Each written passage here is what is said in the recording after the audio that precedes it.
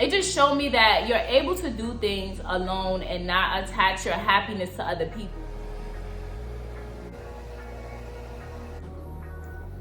I would just say overall, the Carnival Valor took me out.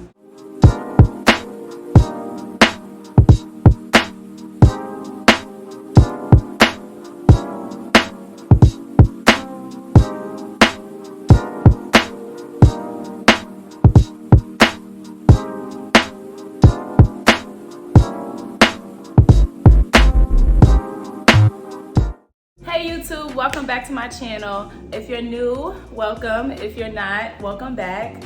I just want to take a minute to thank all my new subscribers. I was just in awe, like I was so overwhelmed. If you guys are new to my channel, make sure you check out my Q&A just to get a glimpse of who I am. And I also want to take a minute to thank the cruising community. You guys are so supportive. You guys show so much love under my embarkation video. You guys asked questions, you guys commented, you guys liked, you guys showed so much support. If you haven't already, go check out that video. I actually learned from them prior on my cruise. There was a lot of things that they taught me as far as getting prepared, not only a cruise but a solo cruise. And now I'm taking that information and also what I've learned during my experience to translate that to my subscribers. So I'm just so super thankful for just everything. Like I'm completely overwhelmed. As you can see from this title, I'm giving an honest review of the Carnival Valor. I was actually on the second sailing since cruising stopped, so I have sort of some insight as to what's going on, what I like, what I dislike. I want to just start by giving a disclaimer that the Carnival Valor went through millions of dollars in renovations prior to our sailing, so they've only sailed out twice, so a lot of my review can definitely be improved. So don't think that if I say something was terrible, it's going to be terrible in April. I believe that they're still learning, they're still getting the flow of cruising during a pandemic, and there's still things to improve. So I just want to announce that because majority of my subscribers came from the cruising community and asked so many wonderful questions, I really want to dedicate the next few videos to my cruising people out there. Within this cruise series, I want to announce my next cruise because yes, I have an announcement. I booked another cruise, okay? I booked it and I'm going to announce where I'm going as it gets closer to the date. A few of you asked about the food, which I'm going to address in this video. But for right now, I'm just focusing on the ship itself, my experience, that I'm being as detailed as possible. In Cozumel, I ended up going to Mr. Sancho's Beach Club. I missed my excursion for Costa Maya, so that can be a separate story time because I literally missed the excursion. Like I went to sleep, saying like my entire experience on the Valor was amazing. Like I enjoyed every moment of it. I enjoyed the people I met. People were so genuine. People were just really nice. It exceeded all of my expectations. I know a few of you guys asked about specific things, so I really just want to make sure I hit all of it. So I'll just start with my pre-cruise. I want to start by saying I did tons of research to prepare for this cruise. My hotel out of New Orleans, I looked at reviews, the port, so because my hotel was exactly like 1 block away. So make sure you look at the map, make sure you know where you're at. Another thing as far as pre-cruising, join a Facebook group. Make sure you join a Facebook group. There are Facebook groups for every sailing on Carnival. Here, what are the events that's lined up? What should I pack? Things like that. So join a Facebook group, get acclimated with those that are on your ship, and you'll be fine. Another thing regarding pre-cruise, I know a few of you asked about the COVID test. You have to get tested. This is a vaccinated cruise. Let's start there. For the most part, everyone is vaccinated. And so you're able to get an antigen test. You don't have to necessarily get a PCR test unless you're unvaccinated and you got that letter of exemption. If you are vaccinated, you can get an antigen test or a PCR. I did both. I sailed out 4 p.m. on Saturday. I ended up getting my test on Thursday at noon. So within that window, talk about Embarkation Day. So I'm just glowing thinking about it. Embarkation Day was amazing. I enjoyed Embarkation Day because it really started the energy for the cruise. The energy from when you got to the Port of New Orleans, from when they took your bag. I do want to remind people that you do have a check-in time. So when you check in, you put what time you want to embark. You have to be there at that time. They'll send you away if you're there too early. So make sure you come at your exact time. They will be checking your boarding pass, your passport, and your negative COVID results. A few of you in the comments said that you did not have a passport. I recommend if you're sailing out 2 months from now, go ahead and apply for your passport. It's way less stress. It's way less just hecticness.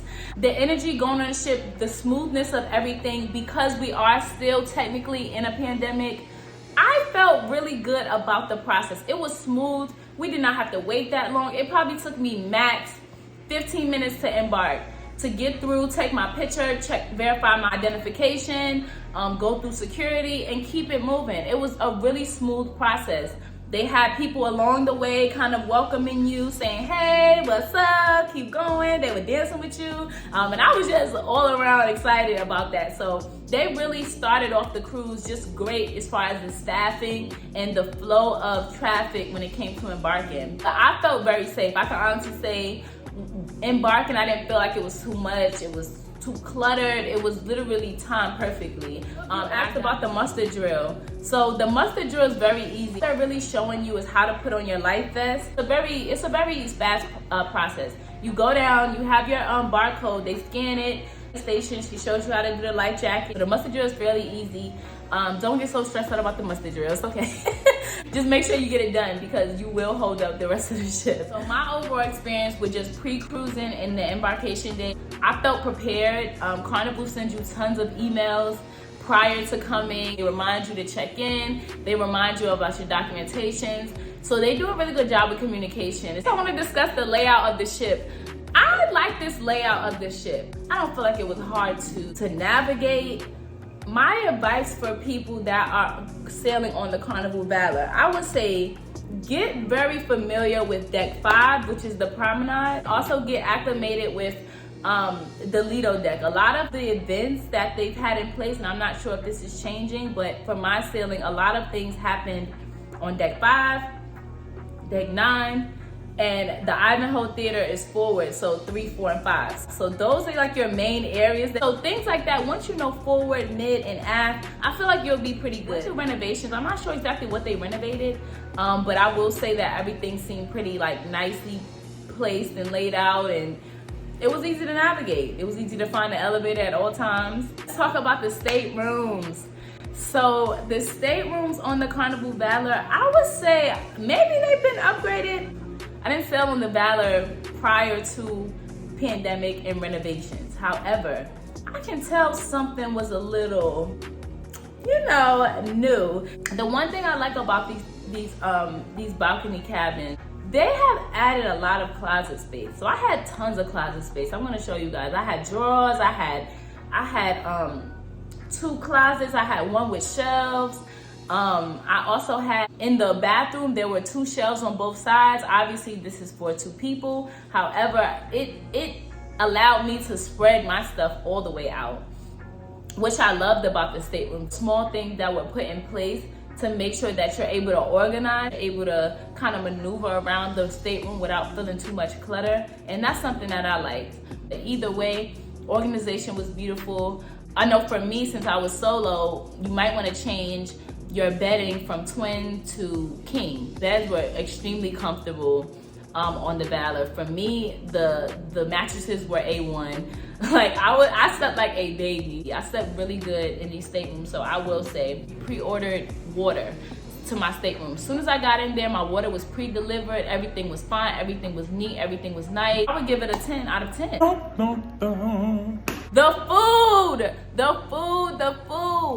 The food on the Carnival Valor, I did like a 8, 9 out of 10. Because I would give them a 9 out of 10 just based off variety.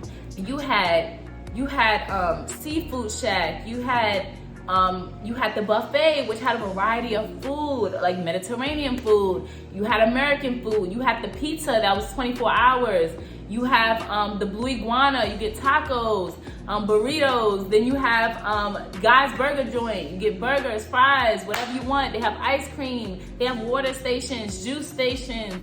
anything, coffee. I mean, honestly say, I didn't eat as much as I thought I was gonna eat. I know there's food everywhere on the ship, and I just did not indulge. I just wanted to keep my, because I had my little workouts. I would say I had really good food on the ship. The only thing I would say about Guy's Burgers, I feel like it's a little overhyped. Particularly on the Valor, the burgers were a little burnt, but they were burnt for the most part. I would say on any ship, take advantage of the food. There's so many different types of food. The steakhouse is really good. The dining room does a great job at really asking like, hey, are you okay? I believe I had like a grilled chicken and some broccoli and potatoes. And they brought me a plate with like 1.5 broccoli. This is not enough. And so guess what he did? He brought me a bowl of broccoli. He brought me a whole bowl of broccoli. And I respected that because it's like he doesn't want us to leave unsatisfied. Like something that I learned from solo traveling, you can ask for more food, people. Like it's unlimited. You don't have to just have your one meal and move on with your life. Like you can eat whatever you want all day, every day, whatever you want, you can have it. So I would give the food a 9 out of 10. I want to give a huge thumbs up though to C-Day Brunch. C-Day Brunch is really good. If you guys go to C-Day Brunch, if you don't do anything else. C-Day Brunch had a good variety of things. It had a good variety of breakfast items. They came around with fresh juice. I had my endless mimosas because I did have the cheers package. And I would say just all the food was good. I know like the bacon was nice and crispy. I know someone next to me had the French toast. It was really good. So take advantage of the C-Day Brunch, and they also have really nice staff as well. If you ever need anything, they're gonna bring it. They're gonna ask you how you're doing about 5 times. Please don't get annoyed. These people love to make your time the best time. So I will say food, 9 out of 10. On the 3rd day, when we were going to the Port of Costa Maya, I ordered room service in the morning, and also on the last sea day that night before we disembarked, I ordered room service again. I want to say the room service on board is A1. Had it up there in like 20 minutes. Like up to my stateroom in a nice thing. I just had to sign off and it was fine. For breakfast, so I ordered like bagels, yogurt, I had a banana, some coffee. They even had that at the exact time that I requested. I requested it for 8 a.m. and they had it at 8 a.m. Next is entertainment. Okay, rate the entertainment on the Carnival Valor. 7 out of 10. I'm being really nice, really 6 out of 10. It didn't seem well prepared to me. I know that the best entertainment that I seen was when we had the first welcome aboard party. And of course I was well prepared because everyone's there. Everyone wants to see what's going on. Everyone's hyped. What does this cruise have in store? So I feel like that was the most prepared entertainment that I seen. They had a love and marriage show that was extremely funny and fun. I also felt that a lot of the entertainment that they had throughout the rest of the cruise at night were dedicated more to like country music. I have nothing against country music, but I will say if they gave more variety of shows, I feel like that would be fun to me. Amen. I want to add on the comedy show. The comedy on board, I would give a 7 out of 10. They had 2 comedians on board, and these people have been on like BET. Comedy is really one of those things now where it's hard to really have your art anymore. But I think the jokes that they made weren't that funny. Super political, especially when it's political in a way of negative way.